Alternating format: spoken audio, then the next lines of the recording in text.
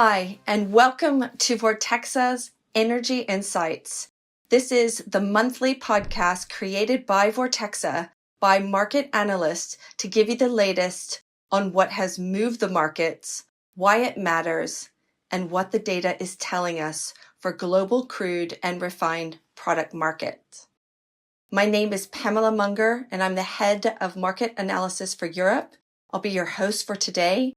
And meanwhile, I'm bringing you a couple of industry experts and Vortexa in-house analysts to explore some of the topics further and give you data related to what is happening in the energy markets.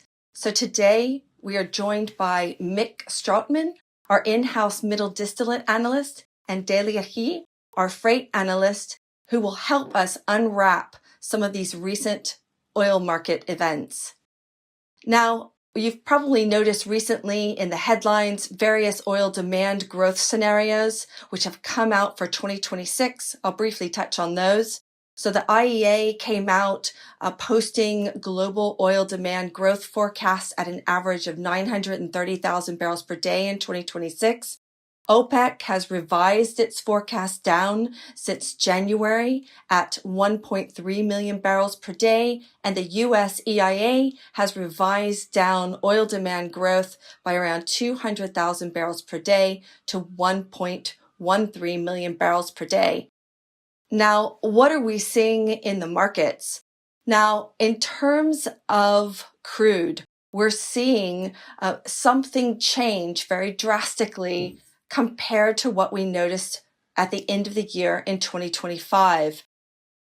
End of the year 2025, we saw relatively high crude loadings with the expectation of lower crude arrivals. And this disjointed data points really provided for a lot of oil at sea, essentially a large oil glut.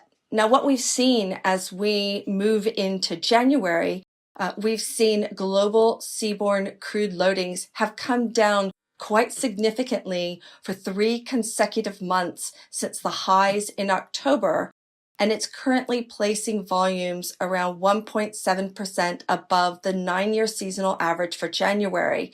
So loadings are down, and where are they down from? The reduction can largely be seen in the Americas, pointed towards Asia, which had made up a large portion of the oil at sea, which has largely been discharged and delivered into the Asian market, specifically China. Now, what we're currently seeing is a lot of demand for WTI, especially into Europe. We're also seeing a lot of WTI headed over to India, but we'll get into that a little bit later. The point is that there's been quite a few headlines pointed to the strength of WTI and relating it to the current geopolitical tensions, especially in Iran, and a threat of a closure in the Strait of Hormuz.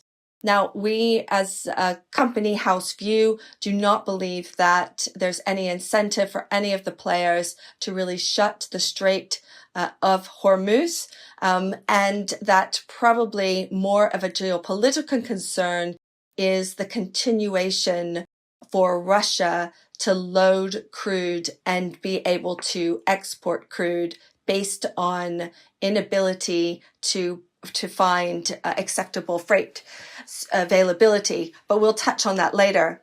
The other logic for the strength in WTI has largely also been to disruptions that we've seen in the CPC export terminals at the Black Sea. And these have caused European refineries really to look towards WTI as a replacement until those CPC volumes normalize. Now, Indian refiners, very interesting, I mentioned before, are taking higher shipments of WTI as well, increasing that flow, as well as flows from the rest of the Americas and West Africa and the Middle East for the purpose of replacing Russian crude as a large portion of its intake. And the reason for that is largely due to the sanctions that EU has placed on refined products that have been derived from Russian crude. Now let's look a little bit more into that and focus on the middle distillate market. We have Mick Strautmann here, who's a middle distillate analyst here at Vortexa. Hi, Mick. Hi, Pam. Thank you for joining us. Thank you very much. Yeah, so to go straight to the topic on the EU's ban on imports of products that have been refined from Russian crude, uh, the deadline has now passed. It was last Wednesday or the 21st of January. And for a few days before and after that, we saw product cracks in Europe rally. But this rally looks to be short-lived. To give a short summary of what this ban entails is that EU buyers must show that refined products are not made from Russian crude. And to do that logistically, refiners will need a 60-day interval where no Russian crude has been discharged at the store terminals that serve the export cargo, and to be able to prove that to the EU customs. So the main markets that this affects are India and Turkey, both being historically importers of Russian crude and also exporters of mainly middle distillates towards European Union countries. Now, in terms of what impact this has, I would say that the impact on the EU middle distillate supply balance looks to be more limited than what the scale of the ban initially suggested. And the biggest story here is a reshuffling of crude flows. So both India and Turkey for the past 3 months, so since November of 2025, have shifted their crude slate away from Russian grades towards Middle East, so Iraq, Saudi Arabian crudes, as well as the US or Brazil, among others. Now, to talk now more briefly about how refiners in both India and Turkey have reacted or have adjusted to this ban, I want to mention 2 cases here. So first, looking at Turkey, the port of Aliaga is the main export hub to the EU. And there you have 2 refineries. You have the Sokar Star refinery and you have the Tupras Izmir refinery. And both of these refineries have quite similar refining capacities. Now, the Sokar Star linked terminal has still taken Russian crude relatively recently. The last discharge there was on January 14th. But the Tupras Izmir refinery has not taken Russian crude since November 26th. So that points to Izmir becoming the more stable supplier to the EU in the coming months, whereas historically, Sokar Star was the main supplier. Now, for India, the main supplier to the EU is Jamnagar refinery, serving the port of Sikka. And the last Russian crude discharge into any of the Jamnagar terminals was on December 19th. However, Reliance have said that they have stopped taking in Russian crude into their special economic zone since November 20th. So that is the part of the refining complex where they process the crude and export the products towards the EU. Now, in the case of India, there are 2 tankers that are currently in European waters and that the market is really taking a strong look at the moment. These are middle distillate loaded tankers, and that loaded in December from Jamnagar. First, we have the Liwa V that has been waiting for more than 2 weeks now near Fiumicino in Italy. So that's the access point to serve jet fuel to Rome's main airport. And there's also the Sea Star vessel that was for a while at Malta anchorage zone carrying ULSD from Jamnagar as well. And very recently now, over the past couple of days, it looks like it now did an STS near Augusta, and that other vessel is now actually going to Libya to discharge there.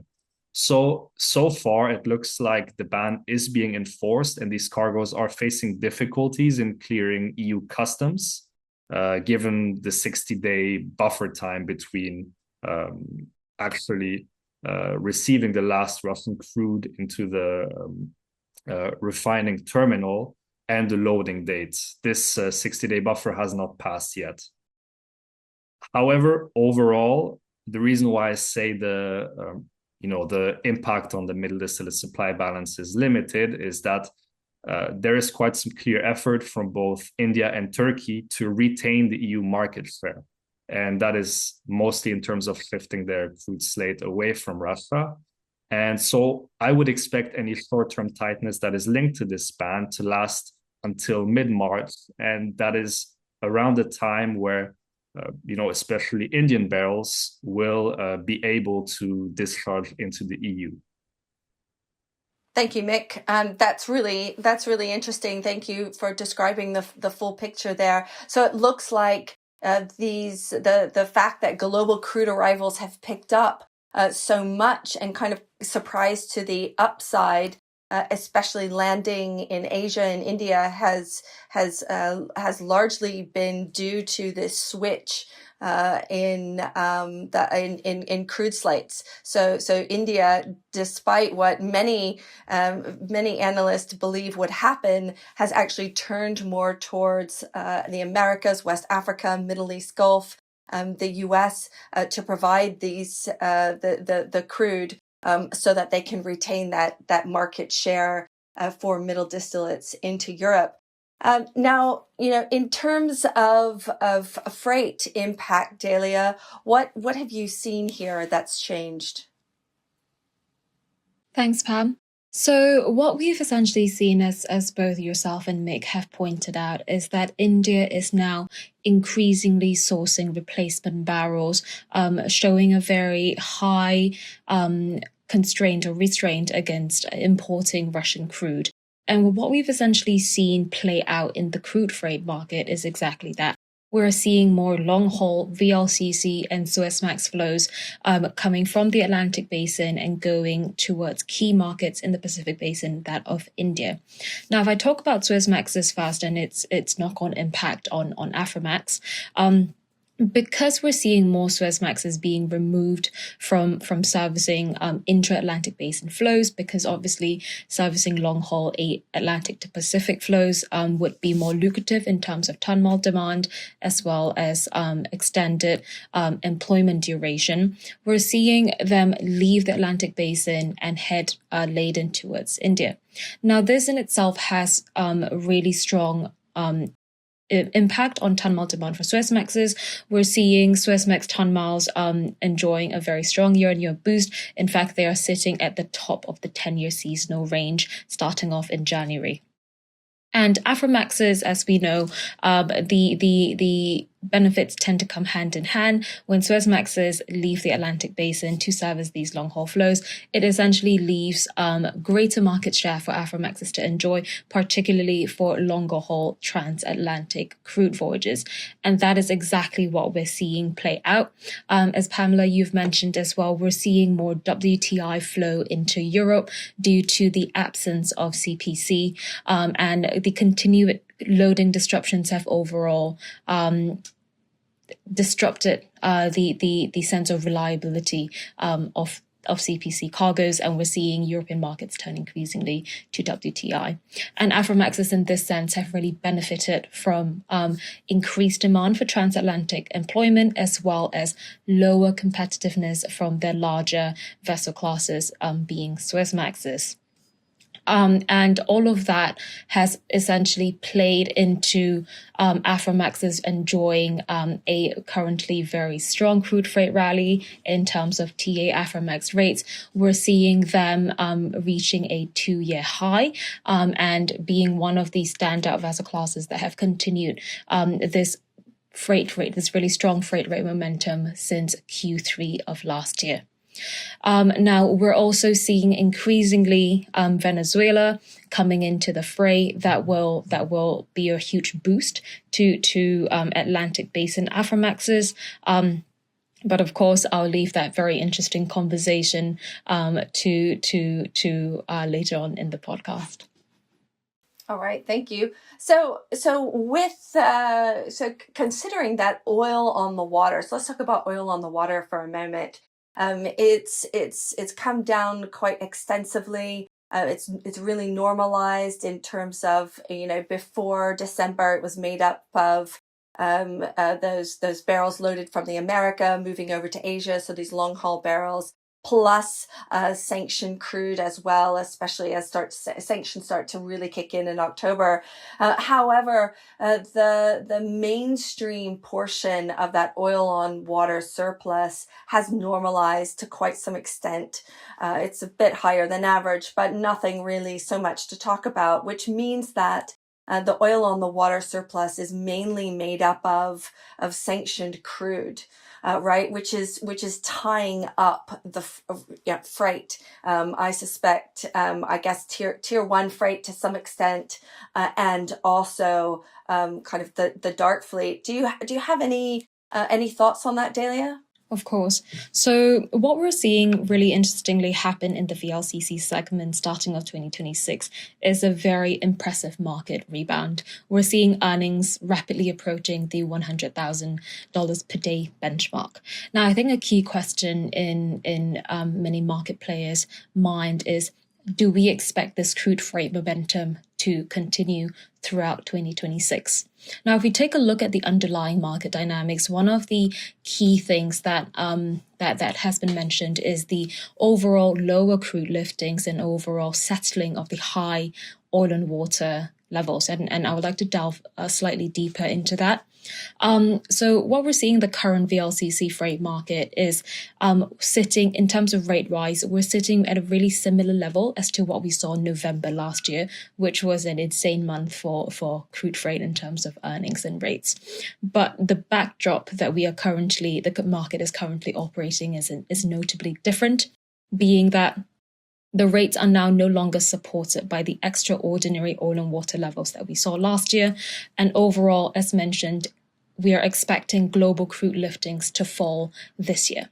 So what we're seeing in terms of fundamental support as the market emerges in the new year is overall on a high level demand side. The story of an oversupply of crude is diluted stepping into this new year. All of this, I believe, would gradually adjust the equilibrium for high VLCC rates downwards. But that is not to say that crude freight rates will not perform well this year. Quite the contrary, there are many supportive factors that continue to work within the market that overall form really strong bright spots in terms of support for crude freight rates. It's just that I would not expect a sustained repeat of the highs we saw in the last quarter in 2025. But those were exceptional levels. Those were definitely exceptional levels, but very well stated. So still a bullish view, but I think that created a whole nother animal late last year. So that's a really good thing to focus on. Thanks, guys, for your thoughts on the market. So basically what we can expect to see is a continuation of replacement barrels going into Turkey and Russia in terms of crude, backlogging that Russian crude, essentially pushing more of that Russian crude on the water, looking for homes, tightening the freight market, the tier one and the shadow fleet for some extent. We don't have any further information. Hopefully we will in terms of Russian crude production and what that means for Russian crude production. However, so that's definitely one to watch, but we do know that is highly likely to keep freight rates buoyed, especially across all vessel classes, with the loadings, the main data point to watch, the global crude loadings. Also, of course, we have Venezuela in the mix, which will likely only increase in the longer term, keeping those Afra max freight rates well supported. VLCC rates, of course, longer distance into Asia. Asia's building more storage capacity, which we will see come online in 2026. So that will likely also support those VLCC freight rates. Thank you very much for joining us on the first episode of Vortexa's Global Energy Insights. Please like and share with your network. And thank you again for Mick and Delia for joining. Thank you very much for having us, Pam. Thanks for having us.